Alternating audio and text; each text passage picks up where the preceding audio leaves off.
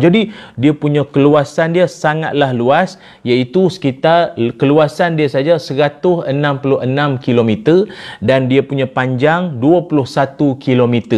Kedalaman dia pula sekitar dalam 141 kaki ke dalam. Maksudnya memang tasik yang besar sungguh, dan dia menjadi sumber air untuk negara rejim Israel itu ataupun negara haram Israel itu sendiri. Dia sebenarnya orang yang mengingati hari kehancuran dunia menuju ke arah penghujung ni, dia sikit sebanyak dia menginsafkan diri seseorang untuk jadi lebih bagus, jadi lebih baik patutnya, jadi makin beringat pada Allah Ta'ala tu banyak sikit. Tu yang macam contoh kan, kita pun sama, kalau dunia belum kiamat sekalipun, kita boleh kiamat dulu, namanya kiamat kecil. Apa kiamat kecil? Mati. Mati tu pun kiamat juga, kiamat kecil. Jadi orang yang senantiasa ambil tahu, ambil berat cakna terhadap kiamat kecil ataupun kematian tu pun, sikit sebanyak mesti akan nampak tanda-tanda pada diri dia. Cakapnya, tindak tanduk dia, kalau dia komen dekat WhatsApp, dekat grup Telegram, dekat Facebook, Instagram, bagai semua, nampak tanda-tanda dia ni nak jadi orang baik, orang bagus. Kesan daripada banyak ingat mati, banyak ingat akhirat, banyak ingat akan kiamat. Itu bagus, itu faedahnya. Itu faedahnya orang yang belajar tentang hadis-hadis fitan, belajar tentang hadis-hadis tentang fitnah-fitnah akhir zaman, jadi macam tu, jadi macam ni, huru hara, macam-macam lagi semua. Jadi tujuan untuk dia belajar itu yang akhirnya menjadikan dia tu jadi orang yang insaf, orang yang bagus, orang yang makin ingat akan penghujung usia dunia, penghujung usia dia sekalipun. Tu yang sepatutnya. Tapi tak, ada orang kadang dia syok belajar macam tu, suka benda pelik. Tu je lah. Dan sebab itu kita nak sebutkan pada sahabat-sahabat semua, baru-baru ni menjadi satu kecoh jugalah di seluruh dunia, khususnya di negara rejim Israel ataupun negara haram Israel ni, iaitu Tasik Galilei ataupun kita pun kenal sebagai Tasik Tiberias ataupun Tasik Tiberias, yang mana ia merupakan, ini secara umum lah kita cerita dulu kan, Tasik Galilei ni ataupun Tasik Tiberias ni, dia merupakan tasik air tasik yang terbesar di Timur Tengah. Dia merupakan tasik air yang terbesar di Timur Tengah, sampaikan dia juga disebutkan juga sebagai laut. Dia orang panggil laut tu sebab dia punya luas sangat. Macam sahabat-sahabat yang pernah pergi ke Sarawak, kan dia ada sungai, tapi dia punya sungai pun orang tengok macam laut dah, luas besar, ada kapal lagi siap, macam laut dah. Umpamanya macam itulah kita nak bagi taunya, walaupun kita sebut tasik, tapi sebab ialah kalau laut kan dia air masin. Ini sebab dia air tawar. Jadi dia punya keluasan dia sangatlah luas, iaitu sekitar keluasan dia saja 166 km dan dia punya panjang 21 km. Kedalaman dia pula sekitar dalam 141 kaki ke dalam. Maksudnya memang tasik yang besar sungguh, dan dia menjadi sumber air untuk negara rejim Israel itu ataupun negara haram Israel itu sendiri. Namun apa yang membimbangkan adalah sejak daripada ini kajian daripada Israel Water Authority, data yang menunjukkan sejak daripada tahun 2004 sampai 2018 mendapati bahawa tahap penurunan paras air di Tasik Galilei itu menurun secara mendadak. Dia cepat dia menurun tu. Banyak faktor. Ada yang menyebutkan faktor penggunaan yang terlalu maksima sangat, banyak guna sangat pun dia. Keduanya perubahan iklim lah, bab cuaca ni semua. Dia menurun secara cepat. Dan juga akhirnya rejim Israel ni ataupun negara haram Israel ni, dia terpaksa pump air daripada loji penyah garam, dia panggil penyah garam tu di Hadera, kawasan tempat tu, untuk nak disalur ke Laut Galilei, yang mana ketika itu ataupun ketika sekarang ini dia dah makin kering sangat. Jadi dan berada pada paras yang terendah dalam tempoh 100 tahun. Maksudnya dalam tempoh 100 tahun, inilah tahap paling terendah sekali, memang paling terburuk sekali dalam sejarah 100 tahun Tasik Galilei itu diguna pakai. Lepas tu pihak kerajaan dia sendiri pun dah memang keluarkan arahan dah supaya rakyat dia pun minimumkan penggunaan, yang guna banyak sangat membazir air. Itu arahan pada mereka sendirilah, pada rakyat dia semua. Dan sekarang ni ada usaha-usaha untuk pasang pipe untuk pastikan negara tu dia ialah akan berhadapan dengan masalah air ni supaya dapat ditangani. Dan juga sejak beberapa dekad yang lalu, macam saya sebutkan tadi, Laut Galilei ataupun Tasik Tiberias ini dia memang jadi sumber air tawar negara tersebut lah, negara haram Israel ni. Namun dia punya penurunan yang sangat mendadak itu mencemaskan ke seluruh negara tersebut. Sahabat-sahabat yang saya hormati semuanya, apa penting untuk kita nak tahu juga pasal Tasik Galilei ni? Kita di Malaysia ni pun ada tasik-tasik kita juga. Yang sibuk cerita pasal tasik di Israel ni pasal apa? Sebab tasik di Israel ini ataupun Tasik Galilei ini dia sangat dekat di hati orang Islam. Kenapa? Kerana ia merupakan satu petanda yang pernah diceritakan oleh sahabat Nabi namanya Tamim Ad-Dari, yang mana satu riwayat yang begitu panjang sekali yang saya ingat anda pun pernah dengar, kisah di mana Tamim Ad-Dari dan juga sekitar dalam 30 orang kabilah yang lain yang turut dalam pelayaran sebuah kapal dan kemudian terdampar di satu kawasan, akhirnya berjumpa dengan makhluk berbulu besar Al-Jassasah. Dan Al-Jassasah itu bagi tahu kata dalam sebuah tempat itu, satu rumah tu adanya di situ Al-Masihud Dajjal, Dajjal ada di situ. Namun berlakulah dialog antara Tamim Ad-Dari ini dengan makhluk Dajjal tu sendiri. Apa antaranya? So Dajjal dia tanya beberapa soalan-soalan. Dia tanya apa antaranya? Dia kata apa? Dia tanya, dia kata, saya bertanya sama ada pohon-pohon kurma itu berbuah. Kemudian Tamim Ad-Dari dan yang lain-lain, ini saya bacakan sebahagian saya, menjawab ya. Dan dia kata, ada pun pohon-pohon kurma itu, maka hampir saya tak akan berbuah lagi dah lepas pada itu. Kemudian ditanya lagi, beritahukan kepadaku tentang Tasik Tiberias ataupun Tasik Galilei ni. Bagi tahu tentang Tasik Galilei ni macam mana. Pada zaman dulu lah, macam mana keadaan Tasik Galilei tu. Lalu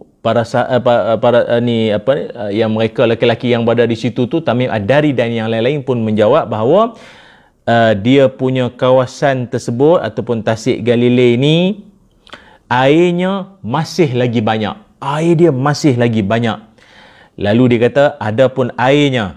Ini Dajjal sebut ni. Dajjal bagi tahu air di Tasik Galilei tu nanti hampir sahaja akan habis. Hampir saja akan kering kontang habis. Kalau buat masa sekarang pun, kalau anda tengok dalam berita-berita, dia dah memang nampak kering dah. Memang nampak hampir nak mengering dah. So Dajjal kata air di Tasik Galilei tu memang betul-betul akan kering habis. Dan pada ketika itu, ni saya ringkaskan, maknanya dia bagi tahu dia akan muncul. Dia akan muncul. Makhluk Dajjal itu dia akan muncul kelak apabila beberapa tanda-tanda yang telah dia tanyakan kepada Tamim Ad-Dari dan sahabat-sahabat yang lain itu, maka dia kata salah satunya, bila dah kering saja Tasik Galilei, memang dia akan keluar pada waktu itu. Jadi bagi kita orang Islam, saya pun tak tahulah, ada di luar sana sahabat-sahabat kita ni, ada yang macam tak sabar mungkin. Pula dah dia tak sabar. Macam mana? Tak sabar sebab dia kata teringin nak tengok Dajjal ni macam mana. Saya nak bagi tahulah, kalau mungkin ada orang tanya kita, Ustaz boleh tak saya nak berdoa pada Allah, teringin nak tengok Dajjal, kalau boleh kita minta pada Allah berlindung daripada jumpa makhluk tu. Minta berlindung pada Allah daripada jumpa. Kan doa dia kan ada, Allahumma inna na'udzubika min azabil qabr wa min azabi jahannam wa min fitnatil mahya wal mamat wa min syarri fitnati masihid dajjal. Itu salah satu daripada permohonan kita pada Allah Ta'ala yang seeloknya juga baca sebelum bagi salam. Lepas tayat akhir tu, innaka hamidun majid, baca doa tu. Minta berlindung daripada 4 perkara. Pertama, minta berlindung daripada azab api neraka Jahannam. Kedua, minta berlindung daripada azab siksa kubur. Ketiga, minta berlindung daripada fitnah dunia, fitnah kehidupan, fitnah kematian. Yang keempat, minta berlindung daripada fitnah Al-Masihid Dajjal dan kejahatan dia lah. Minta berlindung, bukannya minta pergi tengok. Bukan nak tengok, macam ni mata dia sebutir keluar tersembuh ke apa. Tak, bukan macam tu. Kita minta berlindung Sebab memang memang manusia ini kita tak semudah itu nak cakapnya saya boleh kot lawan Dajjal. Saya ni kerap baca surah Kahfi. Saya kerap baca surah Kahfi. InsyaAllah saya boleh lawan dengan dia. Tak. Yang boleh lawan dengan Dajjal hanyalah Nabi Isa alaihi salam. Nabi Isa alaihi salam. Imam Mahdi sendiri tak mampu. Imam Mahdi sendiri tak mampu. Nabi Isa alaihissalam yang mampu berhadapan, menentang, membunuh makhluk Dajjal, Al-Masih Ad-Dajjal tu sendiri. Ingat. Baik itu, ada agak orang tanya saya, dia kata, macam mana Ustaz nanti kalau kemunculan makhluk Dajjal tu?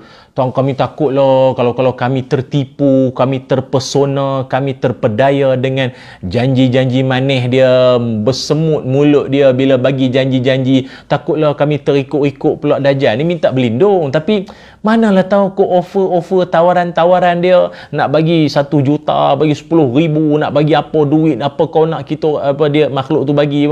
Oh, takutlah terpesona ni. Macam mana kita nak kenal Dajjal ni? Ya, betul. Ini merupakan keresahan kita juga apabila kita melihatkan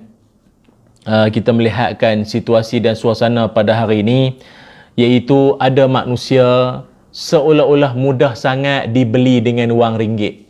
Mudah sangat dibeli dengan wang ringgit. Ada saja aplikasi-aplikasi apps di handphone tu yang menuntut ataupun seolah menarik seseorang untuk dia mendedahkan aurat, tergedik-gedik, jadi terhege-hege, hilang rasa malu. Namun dengan itu dia dapat duit. Dengan itu dia dapat duit. Orang bagi gift kat dia, orang bagi gift. Ya Allah, kalau macam tu pun kau dah kalah, macam mana dengan Dajjal nanti kan?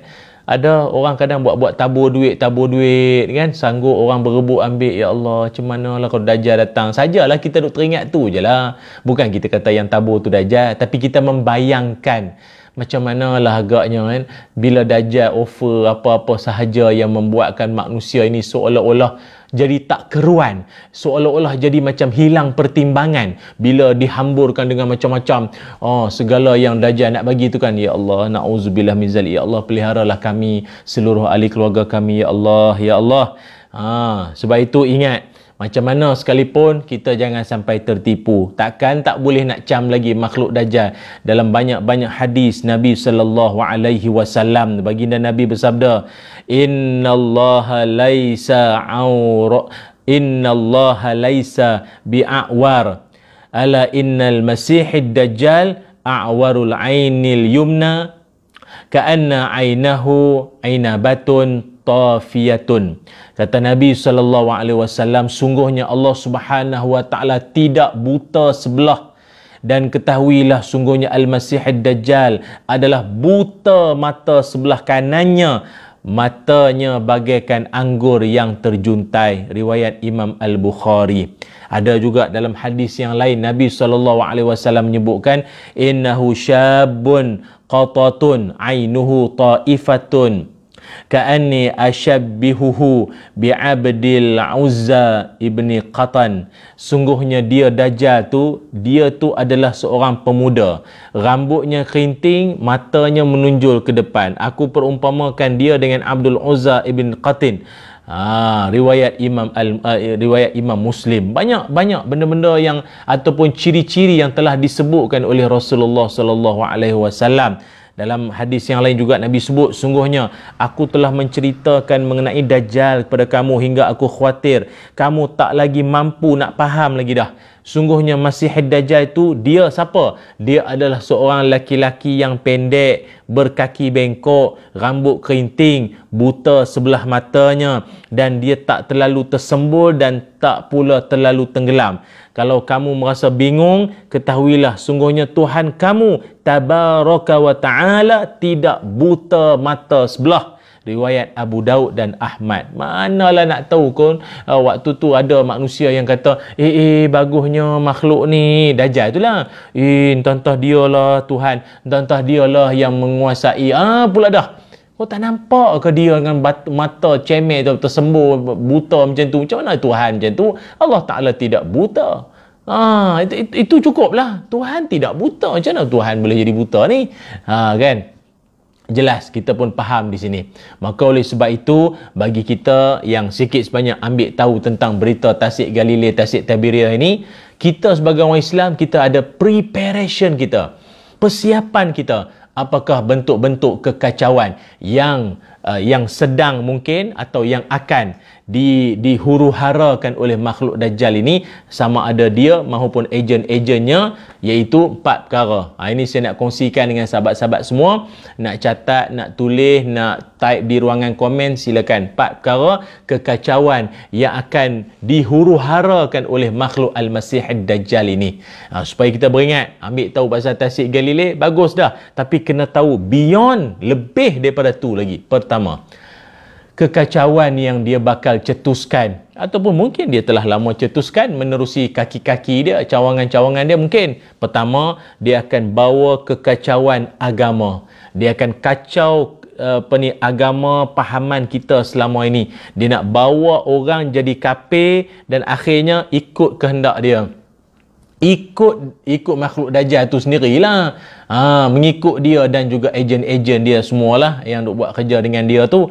Dia bawa kekacauan dalam agama, membuatkan kita rasa tidak yakin dan sangsi terhadap agama sendiri, membuatkan kita rasa seolah-olah benarkah Tuhan itu wujud, benarkah kekuasaan untuk menyelamatkan kita itu, zat tu ada ke sungguh ni? Banjir lah, puting beliung lah, tanah runtuh lah, mana tak ada bantuan pun dah sudah. Dia bawa kekacauan dalam minda manusia di akhir zaman. Satu.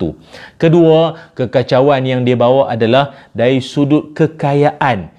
Dia menjadikan mentaliti mencari duit al-fulus, dinar ke, dolar ke, dirham ke, apa, rupiah ke, apa, mana apa, mata wang, ringgit Malaysia ke apa pun, menjadikan itu sebagai matlamat utama, walaupun terpaksa menumpahkan darah, memalukan maruah diri, merosakkan nama baik keluarga, mencalalkan maruah agama. Janji al-fulus. Itu yang kedua. Yang ketiganya adalah dia bawa kekacauan ilmu. Berapa banyak orang hari ini sungguh pun ilmunya belajar tinggi, adab tak ada. Dan akhirnya ilmu ni hanya seolah-olah dilihat sebagai nilai-nilai komersial. Maknanya nak dapat ilmu hanya sekadar untuk nak dapat kedudukan, hanya untuk nak dapat jawatan, hanya untuk nak dapatkan kelebihan-kelebihan tertentu bersifat keduniaan, bukan lagi untuk nak mendekatkan diri pada Allah SWT sebagaimana para ulama-ulama dulu. Ilmu tu menjadi satu senjata untuk hentam orang pula lama kelamaan, na'uzubillah. Dan yang keempat, kekacauan yang dia akan bawa ataupun yang ejen-ejen dia semua dah buat kerja belaka dah, iaitu kekacauan dari sudut kekuasaan. Dia kacau habis pentadbiran semua, pemimpin-pemimpin pun sikit sebanyak tak ada lagi ketulusan hati dalam kepimpinan. Ada saja yang berniat untuk masuk poket sendirilah, kayakan kroni lah, apa macam-macam lagi. Ini yang kita bimbang. Lepas tu kita berdoa pada Allah, ya Allah, selamatkanlah kami, ya Allah, tunjukkanlah pada kami yang benar itu benar dan kami mengikut kebenaran tersebut. Ya Allah, tunjukkanlah kepada kami yang batil, yang salah, yang menyimpang itu terang jelas bersuluh depan mata kami dan kami menghindari daripadanya. Allahumma arinal haqqa haqqan warzuqna tiba'ah wa arinal batila batilan warzuqna jtinabah. Amin ya rabbal alamin.